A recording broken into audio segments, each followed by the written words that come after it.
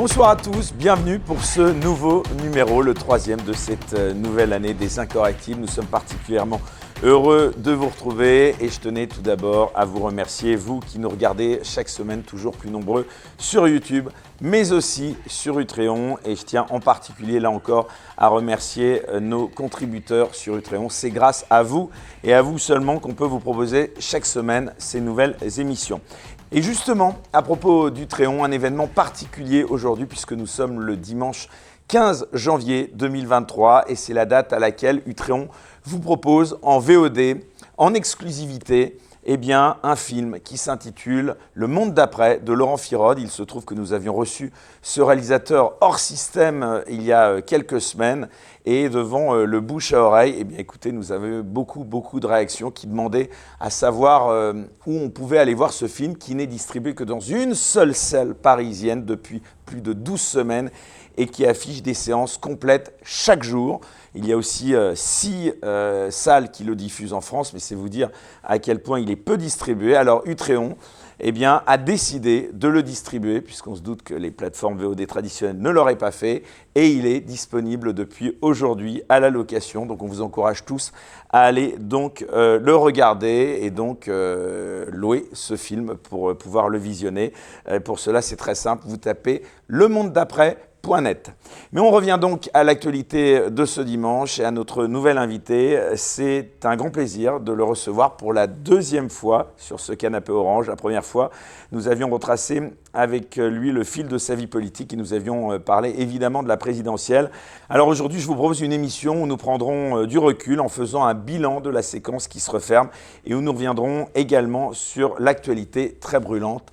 François Asselineau, bonsoir. Bonsoir et merci de me réinviter. Eh bien écoutez, merci surtout à vous d'avoir accepté, donc je le disais, cette nouvelle invitation. Oui, donc petite parenthèse, vous le connaissiez ce film, Le monde d'après de Laurent Firode ? Alors j'en ai entendu parler, je ne l'ai pas vu moi-même, mais j'en ai entendu parler et j'ai entendu dire qu'effectivement ça avait du succès. Ah bah mais, ça affiche complet tous les soirs, mais dans une salle de cinéma, l'espace Saint-Michel. Que j'y aille. Voilà. Eh bien écoutez, lemondedaprès.net, voilà, c'est dit. Alors pour commencer, cher François Asselineau, je voudrais vous poser quelques questions que j'ai eu l'occasion de poser à mes deux invités précédents qui ont ouvert donc cette année 2023. Ces questions, elles vont nous permettre de faire un bilan de l'année passée, votre bilan. Alors c'est une séquence un peu rituelle en ce début d'année. Tout d'abord, si vous deviez décrire l'année passée en 3 mots, lesquels choisiriez-vous et pourquoi ? En 3 mots. Alors en 3 mots, je dirais guerre, quand même une année qui a été placée sous le signe de la guerre. Deuxièmement, une année qui est placée sous le signe du basculement. Parce que je pense qu'on est en train de basculer c'est un événement, ce qui se passe en Ukraine est un événement que je pense aussi important que l'effondrement du mur de Berlin. Et le troisième mot, je dirais apocalypse, mais au sens étymologique de l'apocalypse. C'est-à-dire, c'est pas la destruction générale. Vous savez que le sens étymologique, c'est la révélation. C'est-à-dire, de plus en plus de gens commencent à se réveiller, à découvrir ce qui se passe. C'est ça que je pense très important, et notamment on aura sans doute l'occasion d'en parler avec ce que je juge être l'effondrement de tous les grands narratifs du monde occidental, et en particulier sur la construction européenne qui s'effondrent les uns après les autres. Quelle est la personnalité française de l'année écoulée selon vous et pourquoi ? En bien ou en mal ? Ouh là, alors oui, ça dépend. Est-ce que c'est en bien ? Est-ce que c'est en mal ? Française ou française ? Tout secteur.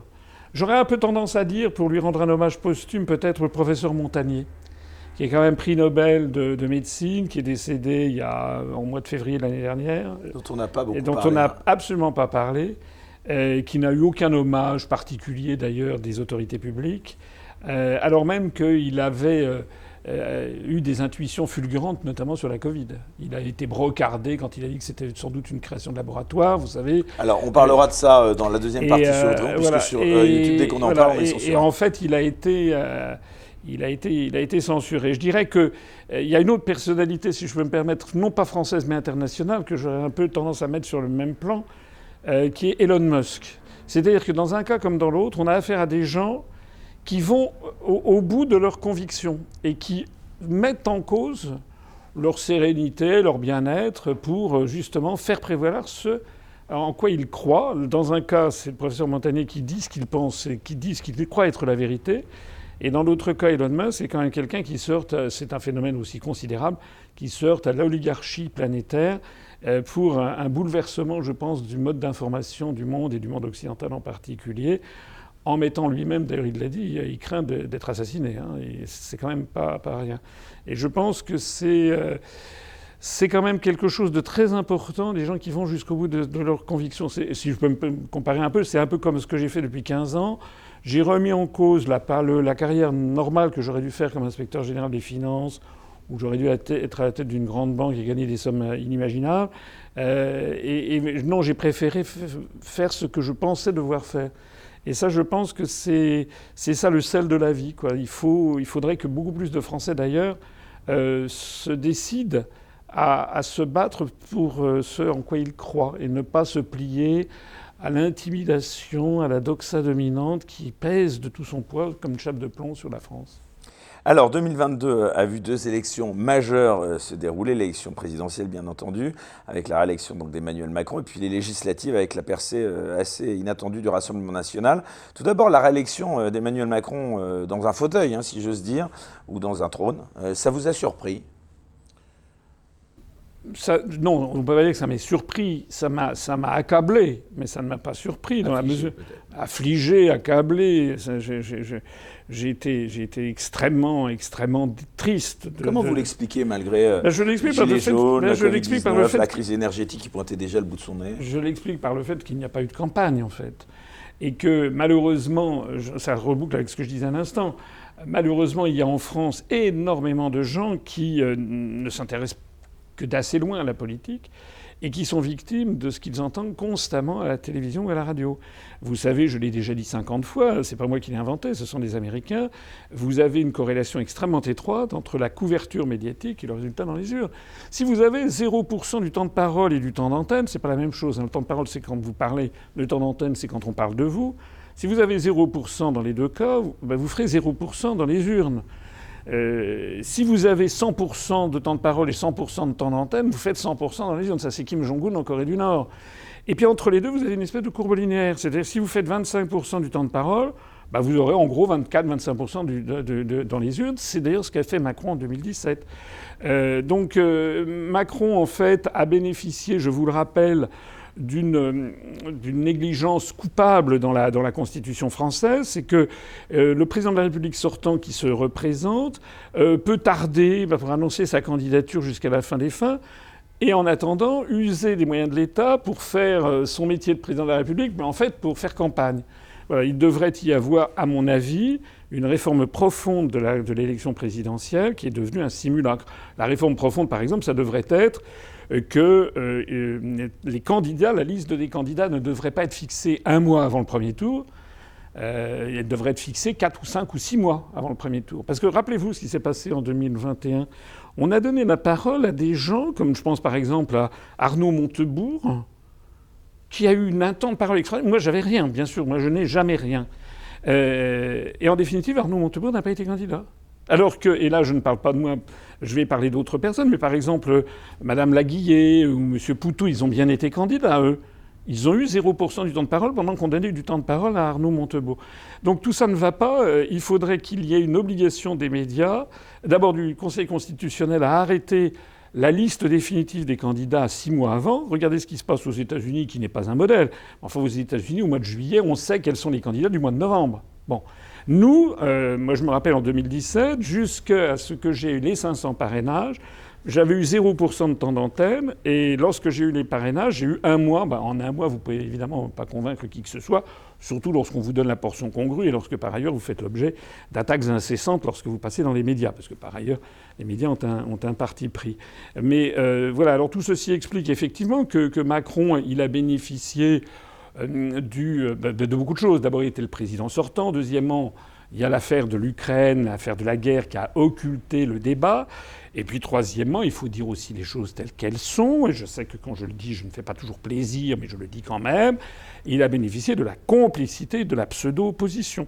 C'est-à-dire que je me rappellerai, je pense que beaucoup de Français doivent se le rappeler, le débat de deuxième tour entre Macron et Madame Le Pen. Madame Le Pen ne s'est absolument pas opposée à Macron. Elle ne lui a pas demandé le b.a.-ba qui eût été de lui demander quel est votre bilan. Moi, j'aurais été à la place de Mme Le Pen, je peux vous dire que ça ne se serait pas passé comme ça. J'aurais demandé à M. Macron le bilan qu'il avait dans tous les domaines, en matière financière, en matière d'endettement, en matière diplomatique internationale, en matière d'industrie, en matière d'agriculture, d'éducation, de liberté. Mais j'aurais fait un tir de barrage sans arrêt. Alors que là, non, elle a été molle, et elle a même d'ailleurs approuvé la position de Macron sur l'Ukraine, donc il était en fait dans un fauteuil.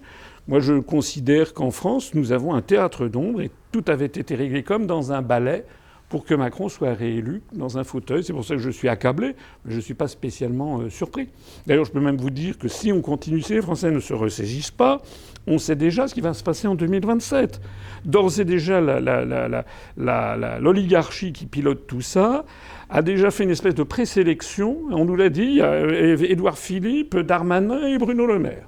Donc, et peut-être... François Bayrou en embuscade. Alors peut-être en guest star, François Bayrou, mais bon. Ou en chauffeur de salle. Oui, en chauffeur de salle peut-être. Et donc, il y a un narratif qui est en train de se bâtir auprès des Français pour leur faire croire que c'est les seuls trois choix raisonnables. Et puis en même temps, on va continuer à entretenir Mme Le Pen, etc., pour avoir un deuxième tour, si possible.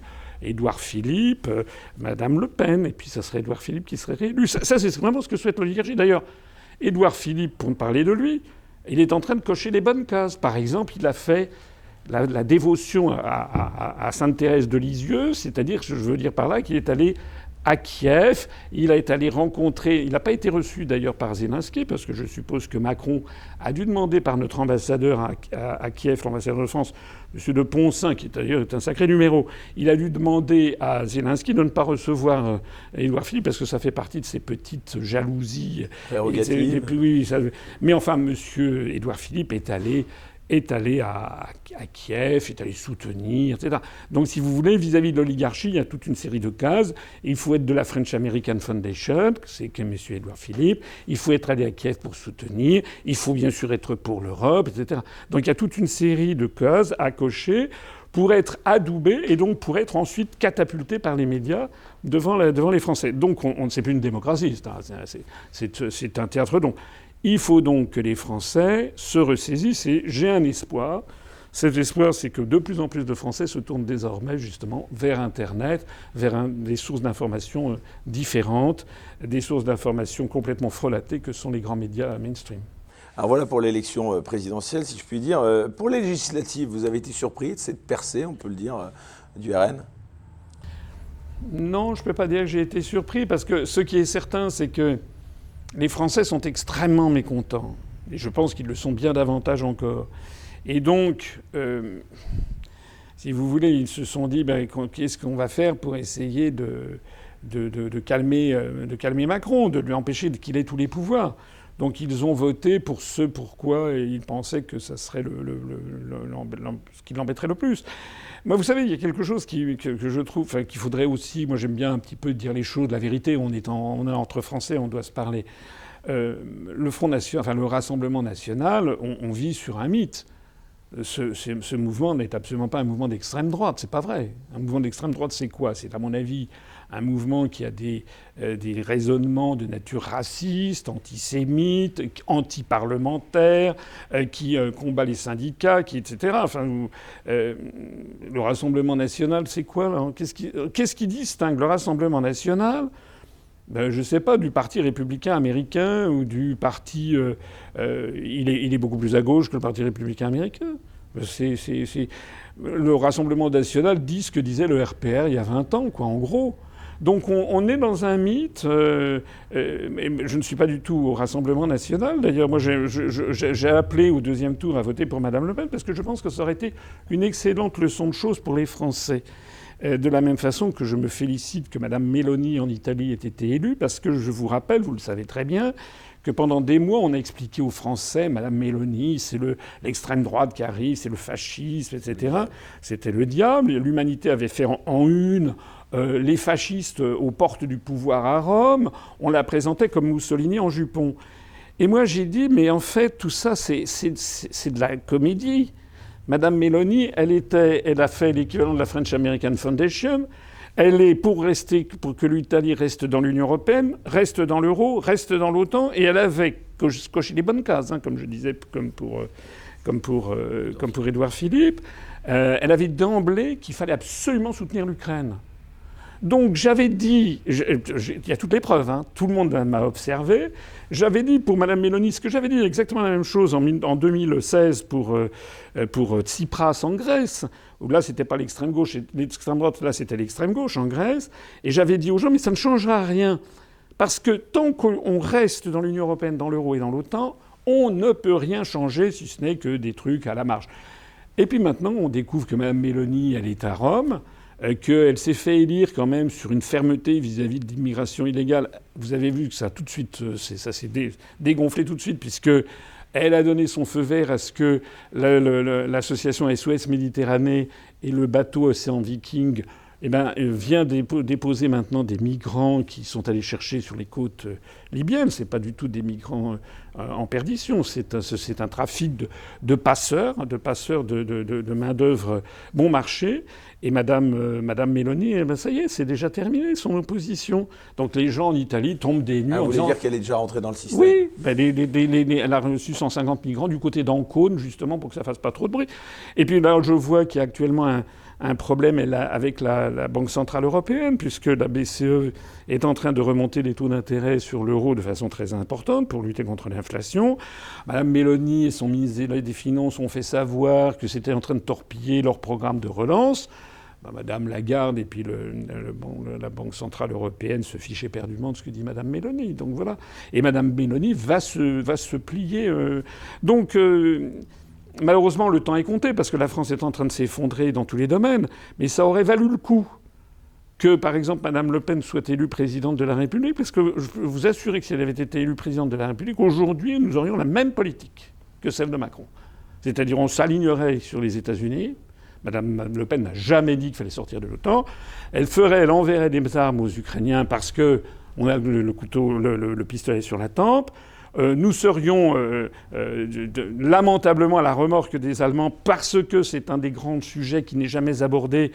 Les Allemands acceptent que la Banque Centrale Européenne achète sur le marché secondaire des obligations à 10 ans du Trésor français, mais pour éviter que l'euro n'explose. Mais derrière les coulisses, les Allemands nous imposent des choses. On n'est absolument plus indépendant de qui que ce soit. Et donc à partir du moment où vous restez dans ces grandes structures que sont l'Union européenne, l'euro, l'OTAN, et je vous assure que Mme Le Pen aujourd'hui ferait à peu près la même politique. Il y aurait 2-3 petites choses comme ça pour faire un peu des rodomontades. On l'a vu d'ailleurs, c'était Meloni. Avant Meloni, il y avait eu Salvini en Italie. Il avait fait 2-3 trucs sur les migrants et puis c'était tout. Puis en fait, il s'était rien passé. Et Tsipras en Grèce, on allait voir ce qu'on allait voir. Qu'est-ce qui se passe maintenant? La Grèce, c'est un pays qui a un endettement aussi important qu'au moment de la grande crise en Grèce, mais entre-temps, les retraités ont été spoliés, et ils ont perdu la moitié de leur niveau de vie, etc., etc. Vous parlez beaucoup des migrants. Sur l'échec relatif d'Éric Zemmour, vous en pensez quoi, là aussi? Je pense que Éric Zemmour... Alors d'abord, je pense qu'Éric Zemmour, c'est quelqu'un qui est extrêmement clivant. Donc il est inéligible. Tout le monde sait qu'en France... C'est ça qui lui a manqué, d'être trop clivant. Mais oui, et puis parce que par ailleurs, je suis désolé, mais M. Zemmour, dont je ne partage pas les analyses, il y a des choses qu'il dit qui sont exactes, mais c'est d'abord extrêmement clivant, il dénonce, il stigmatise une partie de la population systématiquement, mais surtout, Zemmour, il ne veut pas sortir de l'Union européenne, ni de l'euro, ni de l'OTAN. Il reste dans Schengen, il reste dans l'euro. Donc si Zemmour était arrivé à l'Élysée, c'est pareil, je suis désolé de le dire aux gens qui croient en Zemmour. Alors s'agissant de son parcours électoral, ça c'est encore autre chose. C'est l'illustration de ce que je disais d'ailleurs tout à l'heure. Rappelez-vous ce qui s'est passé en 2021. D'un seul coup, on a vu que la promotion de M. Zemmour était absolument incroyable. En juin 2020, à partir de juin 2021, il a eu droit à tous les plateaux de télévision. Il est monté à 15-20% de temps de parole et de temps d'antenne. Et 20% dans les sondages. Et donc, logiquement, puisque je vous ai dit que c'est la corrélation. Et moi, je vois, il y a des gens, quand ils m'entendent, ils disent « Oui, mais M. Asselineau, c'est très gentil, mais il ne représente rien du tout. Regardez comme il est ridicule, il a fait 0,93% à la présidentielle. » Oui, mais j'ai eu 0,8% du temps de parole. C'était plutôt mieux que la proportion du temps de parole, si vous voulez. C'est horrible quand on connaît le dessous des cartes. Donc Zemmour, vous avez des gens... J'avais déjà comparé les élections à une espèce de cuisine où vous avez des feux, puis vous faites monter le feu sous la casserole du candidat que vous voulez faire monter, puis vous le coupez sous la casserole du candidat que vous ne voulez pas voir. Donc moi, j'ai ma casserole à moi, elle est tout le temps froide, puisque jamais je suis invisibilisé. Zemmour, il a été décidé, alors par qui, comment, ça je ne sais pas. Sans doute que M. Bolloré a dû jouer un rôle là-dedans. En tout cas, à partir du mois de juillet 2021, M. Zemmour, on n'entendait parler que de lui. C'était incroyable. Donc il est monté 20%. On lui a donné des sondages à 18%. On lui a même donné, rappelez-vous, à l'automne, ça devait être au mois d'octobre 2021, il y a eu des sondages qui l'ont donné au deuxième tour et à 43% contre Macron. Vous vous rendez compte ? Et puis, alors je ne sais pas pourquoi non plus, et ceux qui avaient monté le feu, d'un seul coup, ont coupé le feu. Voilà. À partir du mois de décembre, janvier, d'un seul coup, on n'a plus entendu parler. Et donc, le soufflet a commencé à redescendre. C'est exactement ce qui s'est passé. Alors pourquoi ? Est-ce que ceux qui ont promu Zemmour voulaient assurer la réélection de Macron en divisant, en prenant des voix à Mme Le Pen ? Ils ont peut-être pris peur parce qu'en fait, l'affaire Zemmour a eu pour un effet qui n'était peut-être pas prévu, a été de recentrer Mme Le Pen. Puisque Mme Le Pen, et comme je le disais d'ailleurs tout à l'heure, autant M. Zemmour tient vraiment des propos d'extrême droite, parce que c'est des propos qui sont carrément à la limite du racisme. Il a même d'ailleurs été condamné à plusieurs reprises par la justice. Alors que, donc, du coup, il a recentré Mme Le Pen, qui est apparue comme, finalement... Il l'a normalisé. Il l'a normalisé. Et peut-être que ceux qui envisageaient ça se sont dit, mince, il ne faudrait pas quand même qu'il la fasse élire. Donc, du coup, ils ont coupé le feu et finalement, il a terminé à 6-7%.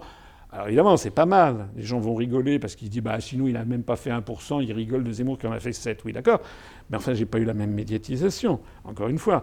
Et je considère qu'ayant eu 14% de temps de parole pendant la campagne, faire 7% comme il l'a fait, c'est une contre-performance. Normalement, il aurait dû faire dans les 12 à 14%. L'accession à la tête des LR d'Éric Ciotti ou la défaite de Valérie Pécresse, là aussi, ça vous inspire quoi ? Ce parti, il a encore de l'avenir ? Non, je pense que c'est vraiment la fin. Enfin, c'est un parti c'est un parti, comme on dit, de notables. C'est-à-dire que c'est un parti qui vit. Vous savez, c'est comme il y en a encore des notables en France. Oui, mais c'est comme en astronomie. Vous savez, quand vous voyez des étoiles et puis on vous dit, mais en fait, cette étoile, elle est morte depuis peut-être plusieurs millions d'années, mais vous continuez à recevoir de la lumière. Voilà. C'est-à-dire que dans les campagnes, il y a des gens qui votent pour des conseillers départementaux, pour des maires qu'ils connaissent, parce que vous avez des espèces de dynasties, de municipales, vous avez des gens comme ça. Donc ça leur donne un peu... C'est pareil pour le Parti socialiste. Hein. Rappelez-vous qu'aux élections locales, on a eu un grand triomphe, finalement, aux élections régionales. On s'attendait à ce que le Front National, le Rassemblement National, excusez-moi, fasse des scores extraordinaires. Non. En fait, on a eu LR et puis le Parti socialiste et qui ont encore eu des voix, alors qu'au niveau national, ce sont des partis moribonds. Et là, je pense que les Républicains... je ne vois pas où est leur avenir parce que ils n'ont plus de. Je ne vois pas. Plus de réserve. Non, ils n'ont plus. Ce sont les supplétifs de Macron. Tout le monde l'a compris. Et la possibilité d'une union des droites, puisqu'on a beaucoup de messages. D'ailleurs, sur les réseaux sociaux, on le voit beaucoup. Ces photos, on vous voit à côté de Florian Philippot, d'Éric Zemmour, de Marine Le Pen, de Jordan Bardella, qu'il ne faut pas oublier. Une union des droites dites souverainistes, ça pourrait être envisageable un jour ou pas ? Parce que finalement, vous n'arrivez jamais tous à vous mettre d'accord. Je comprends ce que ça peut avoir de frustrant pour des gens qui ne comprennent pas ce qui se passe. Mais quand vous comprenez ce qui se passe, je vous ai dit que Mme Le Pen ne changerait rien. Est-ce que, enfin, je ne sais pas comment il faut le dire, ça fait 15 ans que je l'explique. Hein. Est-ce que c'est si compliqué à comprendre que quelqu'un qui reste dans l'Union européenne, dans l'euro et dans l'OTAN est donc obligé d'appliquer les traités, obligé d'appliquer les directives européennes. Mais ce serait pareil que Macron, c'est ça que vous voulez dire ? Oui, mais je l'ai dit tout à l'heure. À part quelques points de détail, bien sûr. En fait, la construction européenne a volé au peuple leur possibilité de choisir leur avenir collectif. Regardez ce qui se passe dans l'Union européenne. Vous avez tous les pays, à l'exception de la Hongrie, qui a une tradition d'irrédentisme, mais à l'exception de la Hongrie, ils sont tous le doigt sur la couture du pantalon. derrière l'Ukraine contre la Russie. C'est quand même étrange. Avec les traditions politiques, syndicales, les traditions d'amitié, etc., normalement, ça ne devrait pas... On devrait avoir des différences très sensibles en matière de politique internationale. Non. Regardez ce qui se passe en Italie. En Italie, le débat est exactement le même qu'en France. C'est la démolition des services publics, pas seulement en Italie d'ailleurs. C'est dans le cas dans tous les autres pays. Donc, moi, les gens qui me parlent d'union des droites sont des gens... C'est vraiment quelque chose qui est vraiment triste. C'est de me rendre compte à quel point les gens n'arrivent pas à percuter sur ce point-là. Ils sont victimes, ils ont le cerveau lavé toute la journée par des médias qui leur parlent de la droite et de la gauche. Oh, qu'est-ce qui sépare ? D'ailleurs, on ne sait même pas, M. Macron, il est de droite ou il est de gauche. On n'en sait rien, en définitive. Et donc l'union des droites, non, il pourrait y avoir une union de tous ceux qui veulent sortir de l'Union européenne. C'est ce que j'ai voulu faire quand j'ai créé l'UPR en 2007. Mais regardez, vous n'arrivez même pas à vous entendre avec, par exemple, Florian Philippot. Et qu'est-ce qui vous distingue de Florian Philippot, de Nicolas Dupont-Aignan ? D'abord, Nicolas Dupont-Aignan ne veut pas sortir de l'Union européenne, ni de l'euro, ni de l'OTAN. Il ne le veut pas. Quant à Florian Philippot... il ne le veut pas tout à fait. Non. Il ne dirait pas si c'est pour... Il dirait peut-être pas Frexit, mais dans les faits... Non, mais d'accord. Si vous voulez, ça fait partie... Si vous voulez, on est un peu comme en 1940. Il a encore dit cette semaine dans Bistro Liberté, justement, où je le recevais. Il disait, écoutez, moi, je ne suis pas omnibulé par le terme Frexit. Mais c'est pas une question. Oui, mais c'est pas une question d'être omnubilé. La question, c'est de savoir qu'est-ce qu'on propose aux Français. Les Français, ils ont besoin d'un peuple cartésien. Ils ont besoin qu'on leur dise si c'est du lard ou du cochon. Il est souverainiste, Nicolas Dupont-Aignan. Mais ça veut rien dire, souverainiste.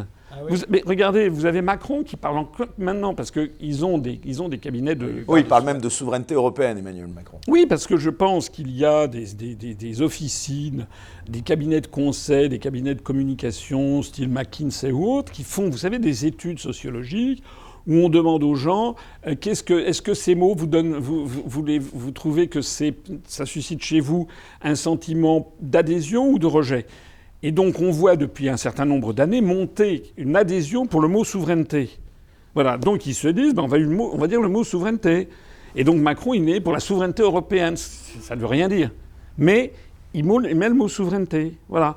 Donc c'est pas parce que vous avez quelqu'un qui dit nous sommes pour la souveraineté française, etc., que je dois dire mais c'est formidable. Non, il faut aller au-delà, il faut savoir quel est très précisément le programme. Et c'est là qu'il y a la différence fondamentale. Est-ce que oui ou non, on reste dans l'Union européenne, on reste dans les traités européens ou pas ? Et ce que j'observe, c'est que il y a tous les partis politiques, jusqu'à ce que je crée l'UPR en 2007, on va y venir, ont été extrêmement ambigus sur la question, en particulier le Front National, mais aussi LFI. Monsieur Mélenchon, c'est pareil. Il se ferait arracher la moitié du visage plutôt que de dire qu'il faut sortir de l'Union européenne. Il ne le veut pas, il dit le contraire. Mais il dit en même temps, il fait du en même temps à la Macron, qu'il va désobéir au traité. Donc il y a des gens de gauche qui nous disent « Mais vous voyez, vous pensez comme Mélenchon, il faut désobéir au traité. » Moi, je ne sais pas ce que c'est que la désobéissance. On n'est pas dans une cour de récréation, si vous voulez. Quand on prétend diriger un pays, on dit aux citoyens « Voilà ce que je vais faire en termes juridiques. » D'ailleurs, j'ai déjà fait remarquer à Mélenchon et à ses émules que dans les devoirs du président de la République, l'article 5 de la Constitution, le président de la République, il est le garant du respect des traités. Alors déjà, se faire élire président de la République en disant qu'on ne va pas respecter les traités, c'est déjà d'entrer bille en tête contre notre Constitution. Non, il faut que les Français sachent exactement quelle sera la politique. Et je vais vous dire d'ailleurs, c'est pas uniquement du juridisme, etc. C'est très très important parce que, vous savez, je suis quelqu'un de très réfléchi. Si depuis 15 ans je dis qu'il faut sortir de l'Union européenne, de l'euro et de l'OTAN, si je me heurte... Là, vous êtes constant. Je suis constant. On ne peut pas me le reprocher, je suis le seul d'ailleurs. Hein. Parce que vous me parlez de M. Philippot. M. Philippot, il était avec Mme Le Pen jusqu'en jusqu'en 2017. Donc pendant 10 ans, ça faisait 10 ans que j'avais créé l'UPR. Il était avec Madame Le Pen qui disait qu'il fallait rester dans l'Union européenne et dans l'euro. Bon, alors ensuite, d'ailleurs, pourquoi est-ce qu'il ne nous a pas ralliés? Pourquoi est-ce qu'il a préféré créer son propre parti? Ça, c'est son problème. Mais enfin, qu'il ne vienne pas nous dire que nous sommes des diviseurs. Quelqu'un qui crée 10 ans après un parti s'inspirant d'un parti existant depuis 10 ans, on ne peut pas dire que c'est lui le rassembleur. Mais enfin bref, je ne veux pas entrer dans des polémiques qui sont finalement pas très intéressantes. Mais ce que je crois très important, c'est qu'il s'agit, il faut bien comprendre ce dont il s'agit, c'est un bouleversement géopolitique, si la France sort de l'Union européenne, de l'euro et de l'OTAN, comme il y en a un par siècle.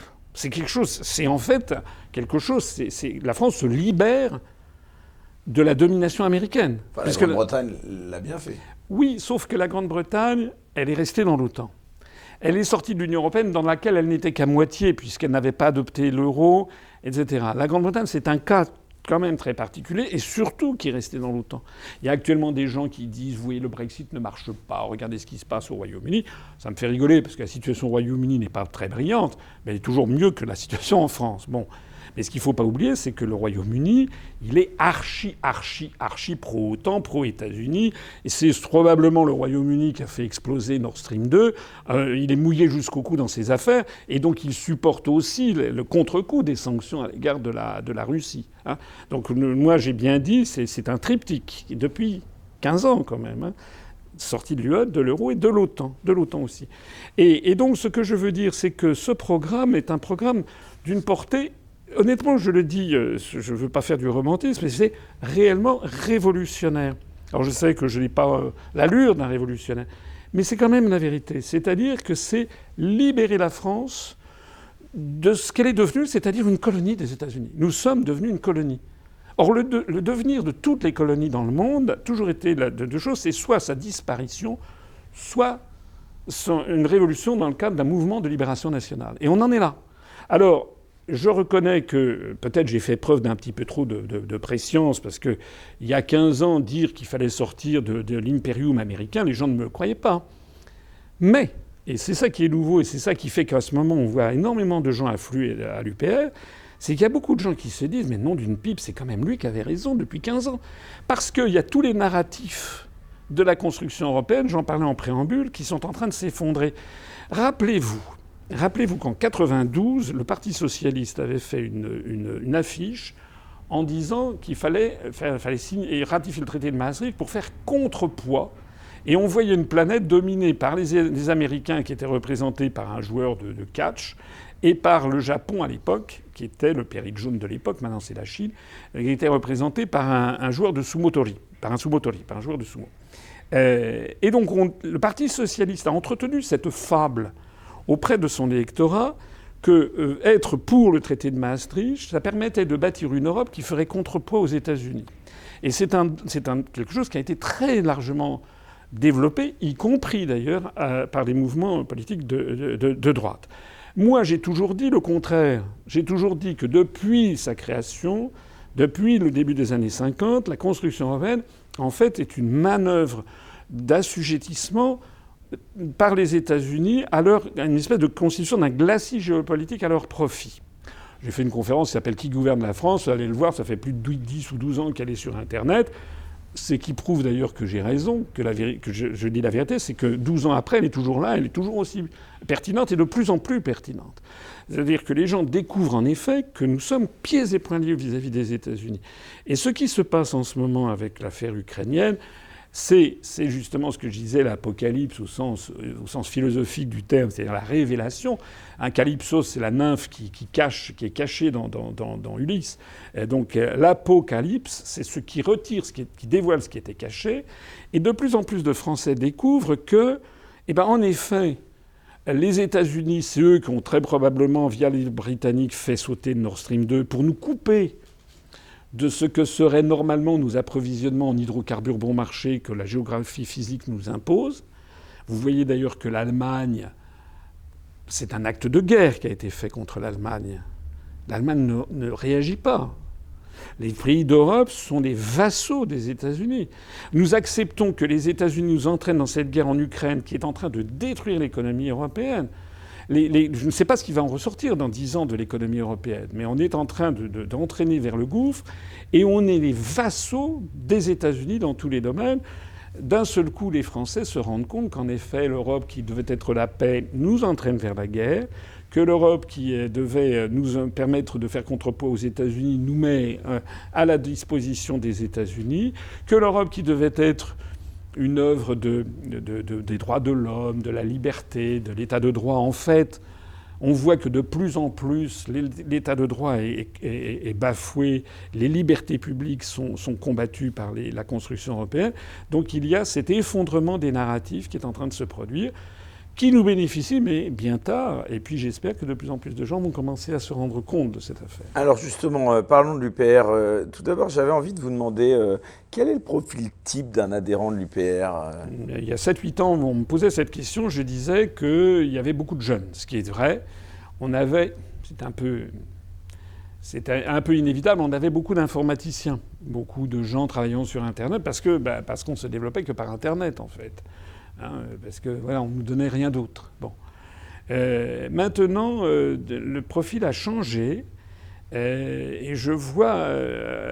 Alors d'une part, on a de plus en plus de Français d'origine étrangère, des Français d'origine d'Afrique, d'Europe, d'Italie, d'Allemagne, etc. Vous comptez combien d'adhérents ?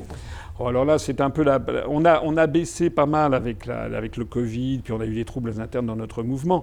Mais actuellement, je dirais qu'on doit avoir à peu près 18 000 adhérents. Mais c'est très difficile à dire parce que les adhérents, vous avez les adhérents à jour de cotisation.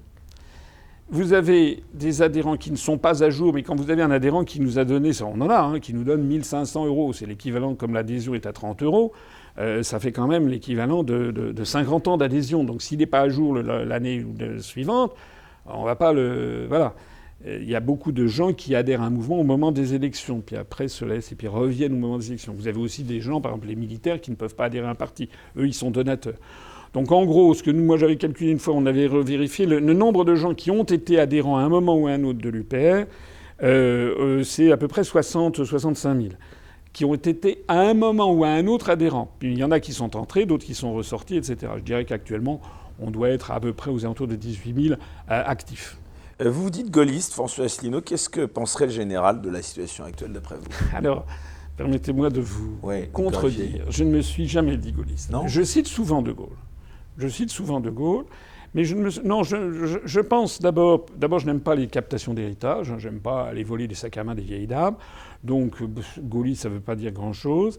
Et il faut voir aussi que pour énormément de Français qui ont moins de 30 ans, De Gaulle, c'est... Comment vous expliquez qu'autant de personnes s'en revendiquent ? Parce que je pense que c'est c'est un des grands monstres sacrés, comme on dit, de l'histoire de France. C'est quelqu'un qui a mis sa vie en jeu quand même. C'est un peu comme je disais d'Elon Musk ou du professeur Montagnier. Ça fait partie de ces gens. Il a quand même été condamné à mort par contumace à 2 reprises par Vichy. C'est quelqu'un qui a quand même mis sa vie en jeu pour ce à quoi il croyait. Et qui était une certaine forme d'intransigeance. Voilà. Tout à l'heure, quand vous me dites, voilà, il faudrait faire des trucs et des machins, l'union des droits. D'abord, je rappelle que nous, dans notre mouvement politique... Arithmétiquement parlant, vous disiez, mais l'arithmétique... il faut atteindre 50% quand même pour accéder au pouvoir. Oui. Donc vous en êtes loin quand même, donc sans vous porter offense, il faut bien qu'il y ait des alliances. Vous savez, la politique, c'est pas de l'arithmétique. Un peu tout de même, Non. Je vais prendre un exemple qui va peut-être froisser certaines susceptibilités, mais c'est la vérité ce que je vais dire. En 2017, M. Dupont-Aignan, tout seul, a fait 4,7% des suffrages à l'élection présidentielle. Alors même que moi j'ai fait 1% et que M. Philippot était chez Mme Le Pen. En 2022, je n'ai pas pu avoir mes parrainages. Et M. Philippot avait fait alliance avec Dupont-Aignan. Je l'ai vu, Nicolas Dupont, on se rend compte. Il était venu dans mon bureau, il estimait faire dans les 7-8. Il a fait 2. C'est-à-dire que normalement, il aurait dû gagner davantage. Or, il est passé de 4,7 à 2,06 pour être précis. Ça veut donc dire que la présence de M. Philippot, je suis désolé, C'est à croire que ça lui a fait perdre la moitié de ses électeurs. C'est peut-être parce que Marine Le Pen a fait plus. C'est-à-dire que, non, je pense que dans la politique, c'est difficile, si vous voulez. Vous avez, par exemple, il y a des gens qui aiment beaucoup M. Philippot, mais il n'est pas sûr que l'électorat de M. Dupont-Aignan apprécie M. Philippot. Vous avez, je crois, un électorat chez M. Dupont-Aignan qui est un électorat vieillissant, des anciens RPR, etc. Il y en a peut-être là-dedans 90% qui sont vaccinés. M. Philippot s'étant mis en avant comme étant la lutte anti-vaccin, expliquant que tout le monde allait... Enfin bon, que c'était très très grave. Je ne sais pas, moi je n'ai pas fait d'études sociologiques, mais il y a peut-être un certain nombre d'électeurs qui vont dire « non, moi, si c'est dans ces conditions, je vais aller voir ailleurs ». Je n'en sais rien. Ce que je veux dire par là, c'est que la politique, c'est pas de l'arithmétique. Ça ne sont pas... On n'additionne pas des choux et des carottes. Voilà. Je sais qu'à l'UPR, nous avons des gens de droite, nous avons des gens de gauche, beaucoup de gens de gauche.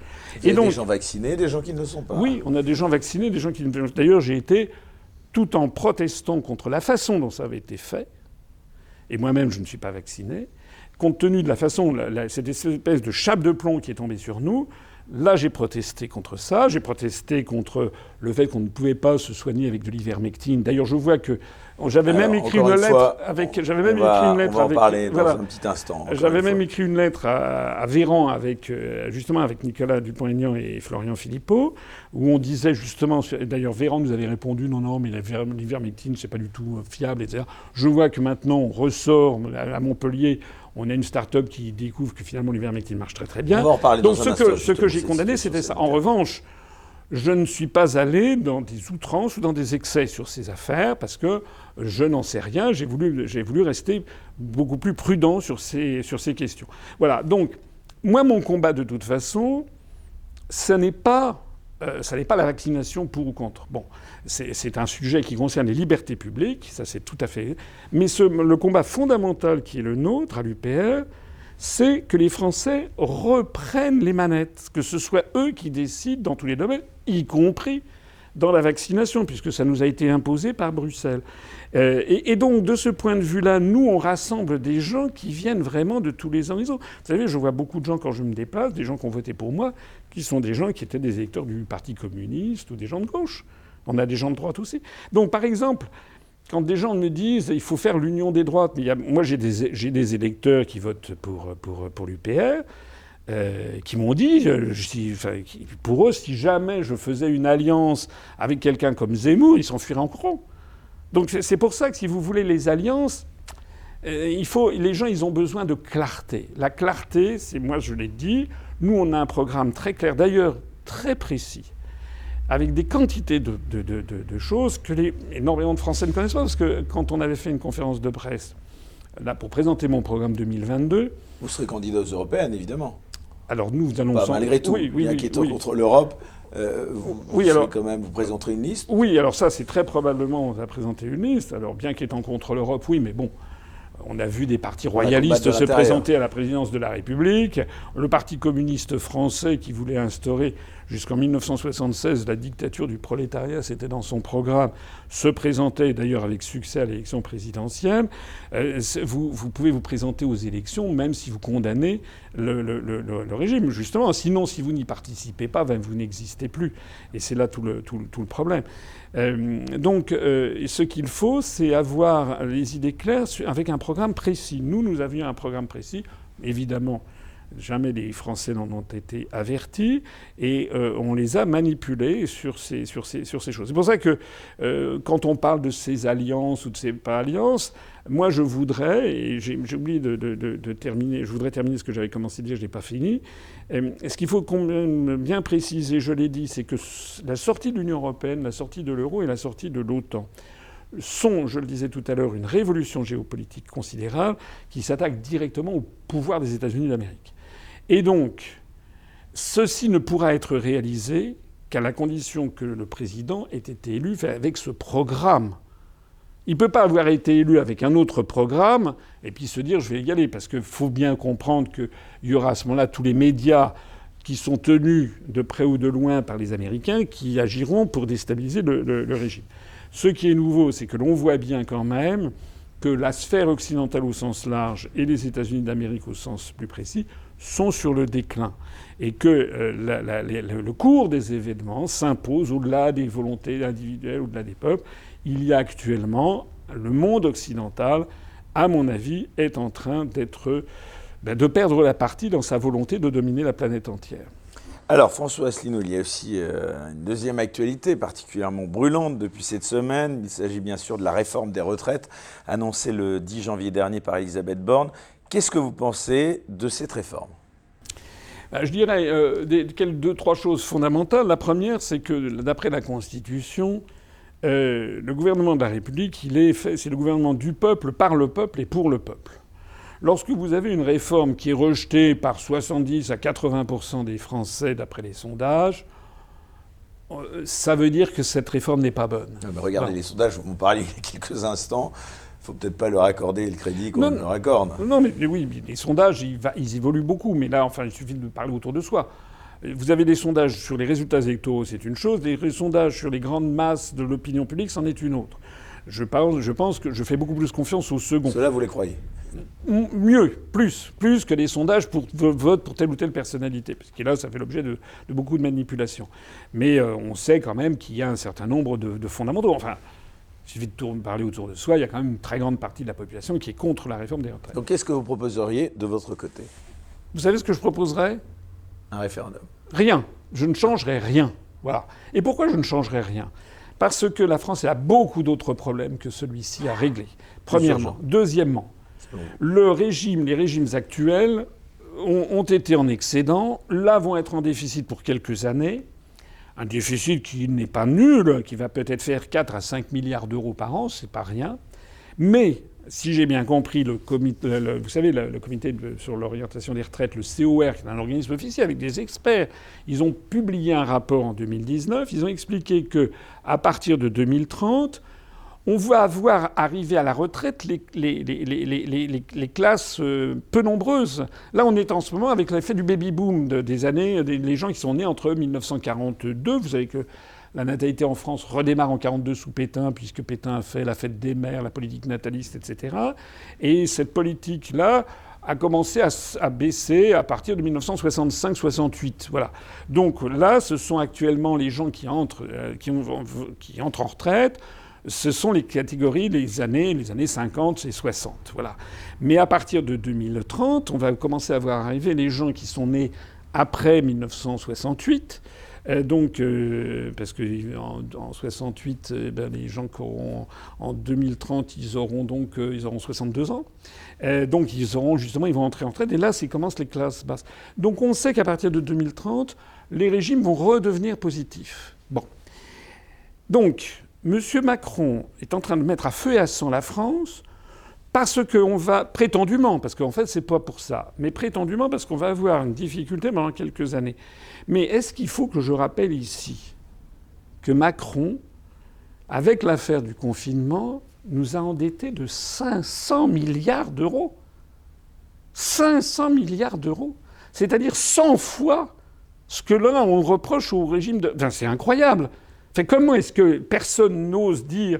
Quand je vois des gens qui disent « oui, c'est très grave, il va y avoir un déficit de 5 milliards », les mêmes ne disent pas un mot alors que Macron a endetté la France de 500 milliards d'euros pour permettre à des gens de ne rien faire pendant le confinement. On est dans le domaine du délire. Ça, c'est le premier point. Donc moi, je pense qu'il n'y a pas d'urgence. C'est pas vrai, parce que justement, les régimes vont redevenir positifs. Le gouvernement avance l'idée que cette réforme est un progrès social. Oui.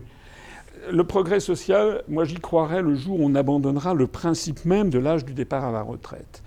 Parce que j'ai vu, il y a une dame, Madame Agnès Verdier-Molinier, que l'on voit absolument partout, dans toutes les radios et télévisions. Elle ne s'est jamais présentée à quelque élection que ce soit. Moi, on ne me voit jamais nulle part. J'ai quand même fait 1% des voix à la présidentielle. Elle n'a jamais obtenu une seule voix d'un Français. Elle a un temps de parole incroyable, alors que moi, j'ai jamais rien. C'est zéro. Et cette dame qui fait partie d'un organisme qui s'appelle l'IFRAP, en fait, c'est pas l'IFRAP, c'est la petite frappe. En fait, c'est un truc qui est financé par le MEDEF et par des organismes libéraux. Donc elle est là en permanence en train de tirer la sonnette d'alarme. Je ne l'ai pas vu beaucoup s'agiter au moment des fameux 500 milliards d'euros d'endettement de Macron. Donc là, je l'ai vue. Elle était sur, je sais pas, CNews, je sais pas quoi. News, oui. Et elle a dit qu'il fallait absolument que le gouvernement tienne bon sur les 65 ans de l'âge de départ à la retraite. Alors moi, je trouve ça, je vais vous dire ce que j'en pense, je trouve ça absolument dégueulasse. Pourquoi ? Cette dame, elle a 44 ans. Passer l'âge de la retraite à 65 ans pour tout le monde, il faut savoir que vous avez des gens dont elle fait partie, c'est-à-dire certainement diplômée, Sciences Po, etc. Elle a dû commencer sa vie à 28 ans, sa vie professionnelle. Elle navigue dans les salons, elle parle devant le MEDEF, etc. Elle, son espérance de vie aujourd'hui, elle est partie pour faire 90 ans. Bon. Mais il y a en France des gens qui sont des ouvriers, des gens qui ont commencé à travailler à 16 ans, qui ont travaillé éventuellement d'ailleurs des travaux de force, hein, c'est-à-dire avec les intempéries, des travaux difficiles, des travaux de force physique. On sait que pour les ouvriers, les gens qui sont au bas des hiérarchies des entreprises, on sait que la mortalité commence à partir de 55 ans. On sait qu'à 62 ans, il y a déjà à peu près 25% des gens qui sont décédés dans cette catégorie. Et si on repousse de 62 à 65 ans, il y aura 6% de gens qui seront décédés en plus. Ça veut dire que pour les ouvriers, pousser d'1 an l'âge de départ à la retraite, ça veut dire priver 2% des ouvriers de leur retraite. C'est-à-dire que leur vie aura été... Ils auront travaillé jusqu'à la mort. Donc moi, je trouve ça absolument abject. C'est-à-dire qu'en fait, elle considère... évidemment, elle protesterait si je lui disais ça, si j'étais amené à débattre avec elle. D'ailleurs, quand je dis... Il n'y a pas qu'elle, hein. C'est que le projet même du gouvernement, c'est ça. Le projet même du gouvernement, c'est de dire les gens, les ouvriers, les salariés, les petites gens, comme on pourrait dire sans aucun mépris, ils vont mourir à partir de 60 ans, tant pis. Ce qui est important, c'est la retraite des riches. C'est ça, en fait. Moi, je considère qu'ils devraient... qu'ils auraient cotisé pour les riches. Voilà. Je considère personnellement qu'on ne devrait pas avoir d'âge de départ à la retraite maximal ou minimal. La seule chose qu'il devrait y avoir, c'est la durée de cotisation. Les ouvriers qui commencent à travailler à 16 ans, à 58 ans, ils ont fait 42 ans de cotisation. Pourquoi ils ne partiraient pas au bout de 42 ans de cotisation ou 43 ans ?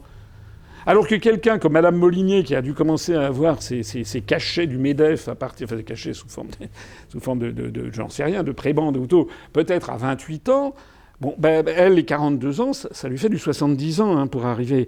Donc, c'est pour ça que je suis très gêné par rapport à ce dispositif de l'âge de départ à la retraite.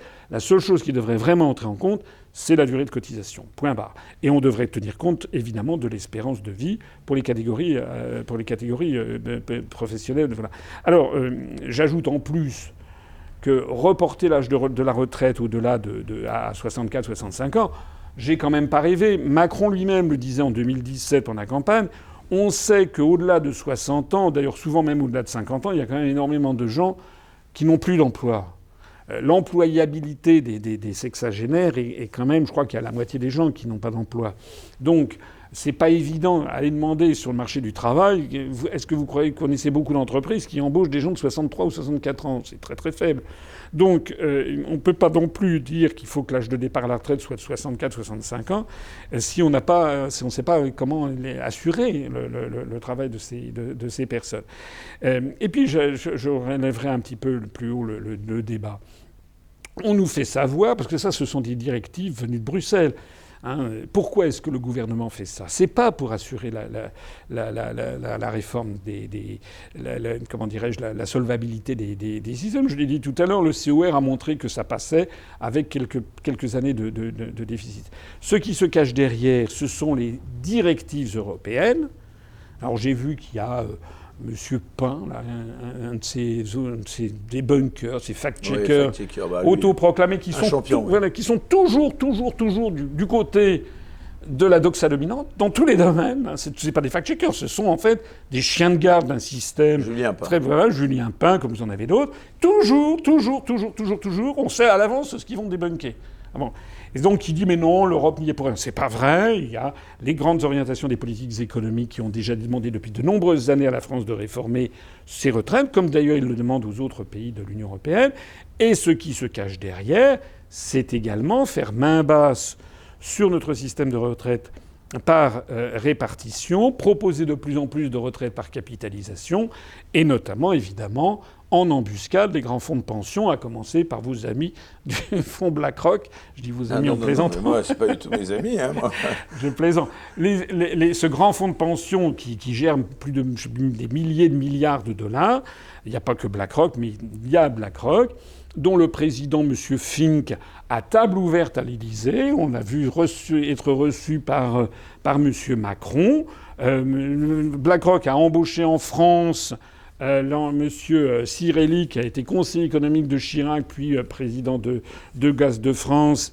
Donc ils se sont achetés des carnets d'adresses dans la haute fonction publique, dans l'establishment français, pour essayer d'imposer ensuite, de récupérer les économies des Français pour les placer dans ces fonds de pension américains.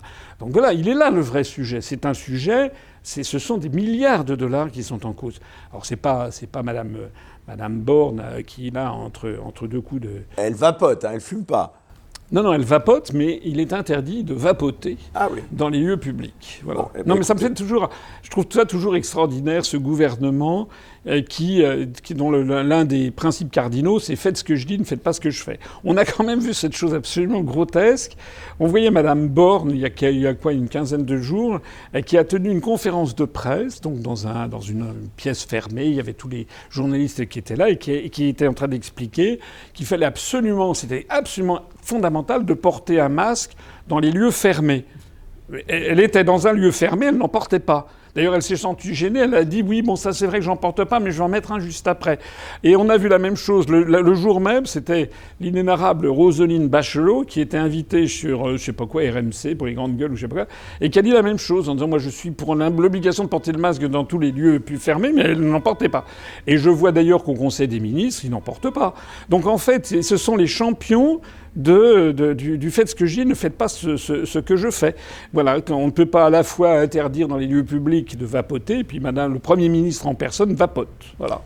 Alors, mon cher François Asselineau, c'est une tradition également dans cette émission. On va s'interrompre à présent sur YouTube pour poursuivre cette discussion, cet échange sur Utréon. On va pouvoir parler sans aucune censure possible de sujets, tous aussi différents les uns que les autres. Donc, je vais remercier les gens de nous avoir suivis à présent sur YouTube. Puis pour les autres, eh bien, je les invite à cliquer sur le lien qui s'affiche sur cette vidéo. Et on se retrouve dans un instant sur Utréon. À tout de suite. Pour voir la suite de l'émission, sans aucune censure, merci de vous abonner à la chaîne Les Incorrectibles Plus sur Utréon depuis le lien en description sous cette vidéo.